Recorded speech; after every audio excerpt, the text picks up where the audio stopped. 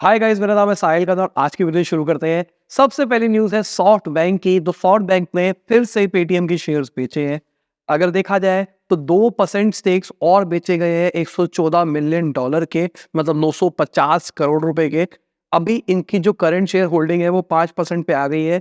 अगर देखा जाए कुछ टाइम पहले 13.24% के ऊपर हुआ करती थी और पिछले कुछ टाइम से हम देख भी रहे हैं कि इंडियन स्टार्टअप्स के अंदर जो बाहर के बड़े इन्वेस्टर्स हैं वो धीरे धीरे करके एग्जिट कर रहे हैं। रिसेंटली सॉफ्ट बैंक ने पॉलिसी बाजार और जोमेटो से भी धीरे धीरे करके अपने स्टेक्स को कम किया था। अगर हम ड्रीम 11 की बात करके चले तो ड्रीम 11 बैंड रारियो जो है उसने अपना करंट प्रोडक्ट बंद कर दिया है।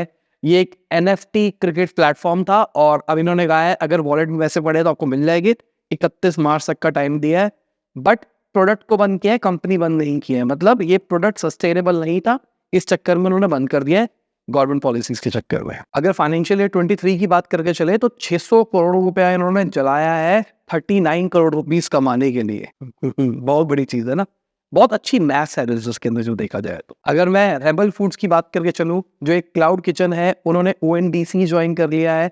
अब वो ONDC के थ्रू भी बेचेंगे और ये एक अच्छी चीज है और ये ट्रेंड भी देख रहे हैं। अभी रिसेंटली डोमिनोज ने भी ज्वाइन किया था, अब ये भी कर रहा है। रेबल फूड्स के ऊपर मैंने वीडियो बना रखी है जहाँ पे पूरा रेबल फूड्स का बिजनेस मॉडल समझाया था कि उनके अंदर क्या क्या आता है। अगर आप खुद का क्लाउड किचन खोलना चाहते हो तो मैं कहूँगा एक हमने वर्कशॉप करी थी क्लाउड किचन के ऊपर, आप उसको देखना। उसके अंदर हमने कंसल्टेंट लेके आया तो उन्होंने पूरा एक्सप्लेन किया। साथ में रेबल फूड वाली वीडियो देखना, आपको समझ में आएगा रेबल फूड ने किस तरीके से एक ही किचन के अंदर मल्टीपल चीजें क्रिएट करी। अगली खबर नॉर्दर्न गेमिंग की है। तो उन्होंने कॉमिक कॉन इंडिया को 55 करोड़ के अंदर खरीद लिया है। जो उनके को फाउंडर्स हैं वो उसी के साथ में रहने वाले हैं। अब इनका प्लान ये है कि एक यूनिक प्लेटफॉर्म बनाएंगे जहां पर गेमिंग एंथुसियास्ट और कॉमिक फैंस और पॉप कल्चर वाले साथ में जुड़ पाएंगे। तो यहाँ पे एक क्वेश्चन पूछता हूँ, नॉर्दर्न की पेरेंट कंपनी कौन है? और उसके साथ में हमने फाउंडर फिल्टर भी कर रखा है, नीचे कमेंट सेक्शन में बताओ। One of the best episode में से एक था। अगली खबर डिज्नी की है। तो डिज्नी की जो डील हो रही है रिलायंस के साथ में, उसकी वैल्यूएशन घटती हुई दिखाई दे सकती है। रीजन क्या है?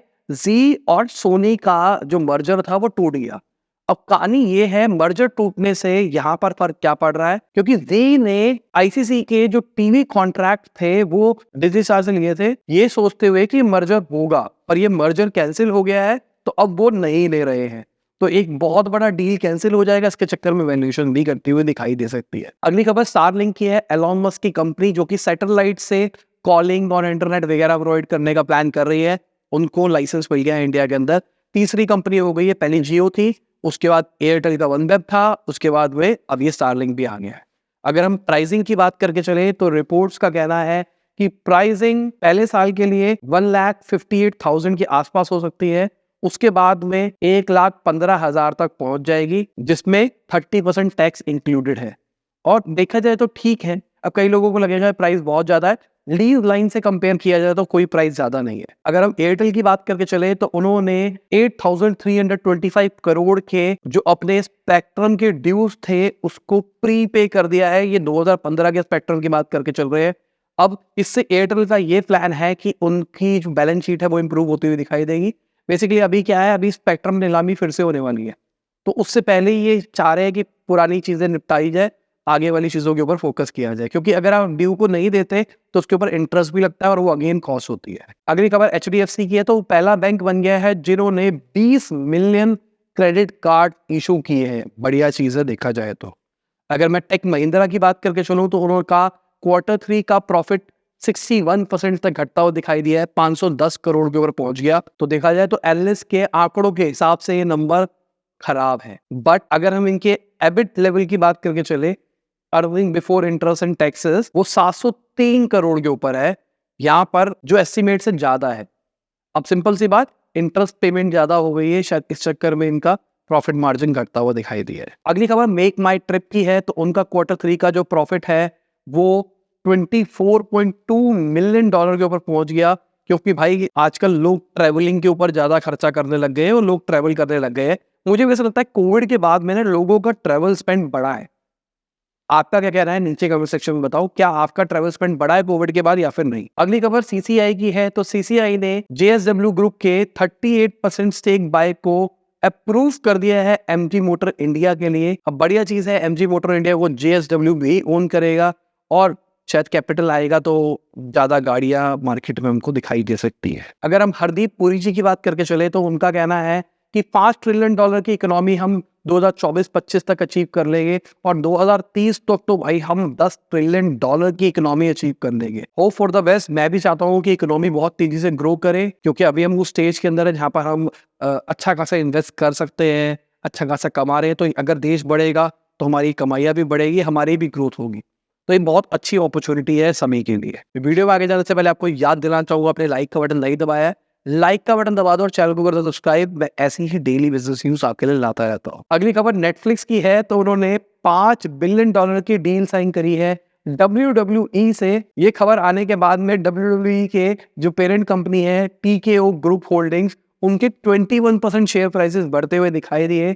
साथ में खबर एक और निकल के आई कि नेटफ्लिक्स ने 13.1 मिलियन सब्सक्राइबर्स और ऐड करे हैं। ये खबर आने के बाद में इनके शेयर प्राइसेस भी बढ़ते हुए दिखाई दिए। तो नेटफ्लिक्स के लिए हर जगह पे अच्छी खबरें दिखाई दे रही थी। साथ में नेटफ्लिक्स अपने प्राइसिंग के ऊपर भी कुछ चेंजेस लाने वाला है। वो जो उनका बेसिक प्लान था उसको खत्म करने वाला है और कंप्लीटली ऐड वाला ऑप्शन रखेगा। मतलब सबसे सस्ते वाले प्लान में ऐड आएगी। अगर ऐड फ्री आपको चाहिए तो आपको उससे ऊपर टियर वाला प्लान लेना पड़ेगा। तो बेसिकली कैनिबलाइजेशन हो रही थी। समझा रहा था कैनिबलाइजेशन क्या होता है। मैं अभी 2 टाइप के डिजिटल मार्केटिंग के कोर्स ऑफर करता हूँ। एक हमारा कोर्स है जहाँ पे लाइव क्लासेस भी होती है और सुपर प्रीमियम कोर्स है उन लोगों के लिए जो डिजिटल मार्केटिंग में ऑल इन होना चाहते हैं और अपना करियर लॉन्ग टर्म में डिजिटल मार्केटिंग में देखना चाहते हैं। दूसरा हमारा कोर्स है जहां पर हम रिकॉर्डेड कोर्सेज दे रहे हैं, जो कि उस वाले कोर्स में तो मिल ही रहे, बट लाइव स्ट्रीम्स वगैरह नहीं दे रहे हैं। तो ये उन लोगों के लिए सही है जो अपने बिजनेस के लिए डिजिटल मार्केटिंग करना चाहते हैं और उनको बस स्टेप्स चाहिए कि भाई इसको फॉलो करो, आगे बढ़ो। ठीक है। अब क्या हो रहा है, ये एक प्रोडक्ट दूसरे प्रोडक्ट को कैनिबलाइज कर रहा है। एक का हमारे प्राइस रखा हुआ है कुछ 10,000, एक का रखा हुआ है 15,000। तो लोग क्या कहते हैं, ये वाला ज्यादा सस्ता है, ये वाला ले लेते हैं। तो इसके चक्कर में दूसरे की सेल खराब होनी शुरू हो जाती है। तो अगर हम 2 प्रोडक्ट के प्राइसेस बहुत क्लोज रखते हैं ना, तो एक प्रोडक्ट को कैनिबलाइज करने लग जाता है दूसरा प्रोडक्ट, क्योंकि वो सिमिलर ऑफरिंग वाला ही होता है।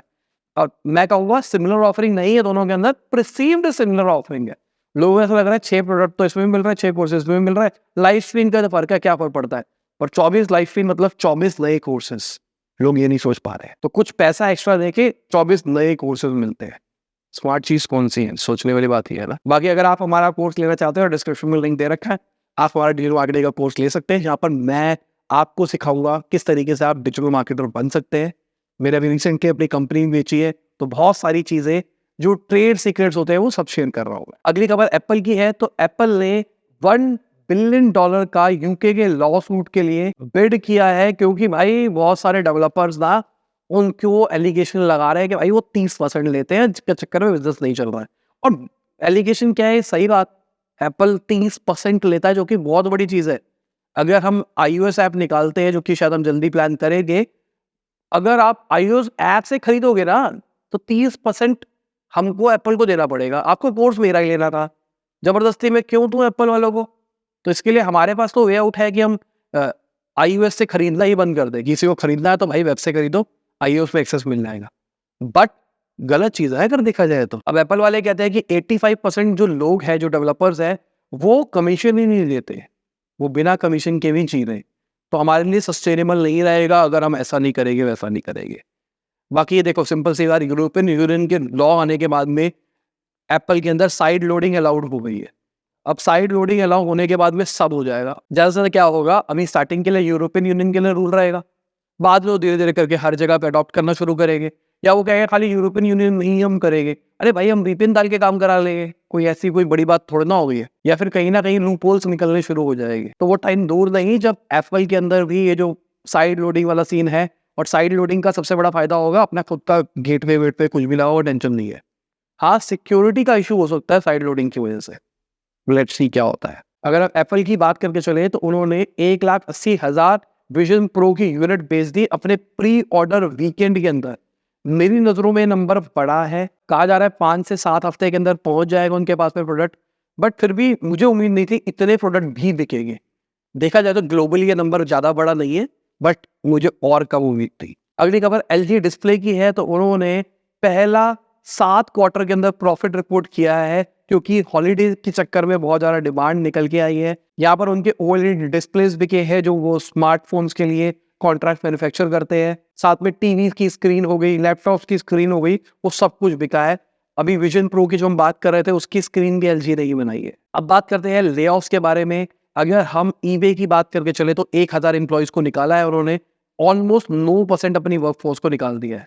टिकटॉक ने 60 एम्प्लॉयज को निकाला है और अभी और लोग निकलने वाले हैं, क्योंकि जेमिनाई ने बोला है, गूगल ने बेसिकली बोला है, जो उनका जेमिनाई एआई है वो एड्स अपने आप रन कर पाएगा, ऑटो एड्स कर पाएगा।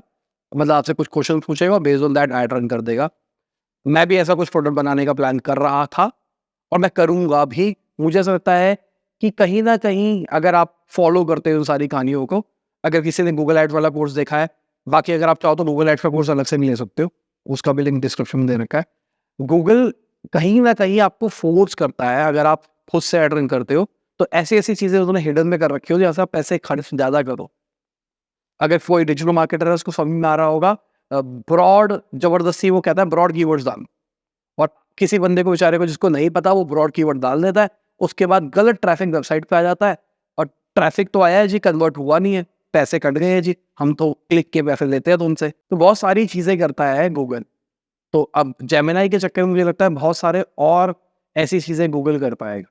बाकी लेट्स सी क्या ये चीज मॉडिफाई होगी over the period of time, क्योंकि एआई आ जाएगा, एआई ट्रेन हो जाए या फिर लोग इसके ऊपर कोई लेयर बना दे, उसकी वजह से चीजें आसान हो जाए। थोड़ा टेक्निकल हो रहा है, आगे बढ़ते हैं। अगर हम चाइनीज गवर्नमेंट की बात करके चले तो उन्होंने स्टॉक मार्केट के अंदर शॉर्ट सेलिंग को रोक दिया है।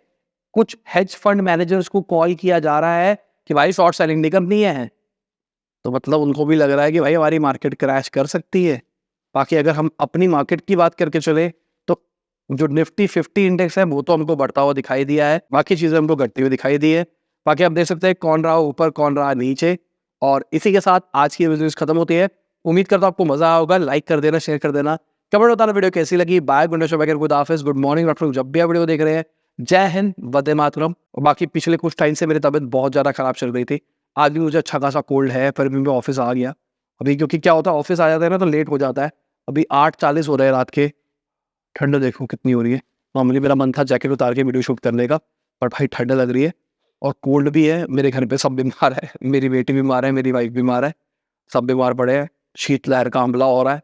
तो हो सकता है कल आपको ऑडियो के अंदर न्यूज़ मिले, हो सकता है कि अभी जो लॉन्ग वीकेंड आ रहा है 26 जनवरी से, तो मैं घर से ही ऑपरेट करूं, तो 3 दिन अगर मैं घर से ऑपरेट करूंगा, हो सकता है कि शायद न्यूज़ ना भी आए और हो सकता है कि ऑडियो के अंदर न्यूज़ आए, दोनों में से कुछ भी हो सकता है।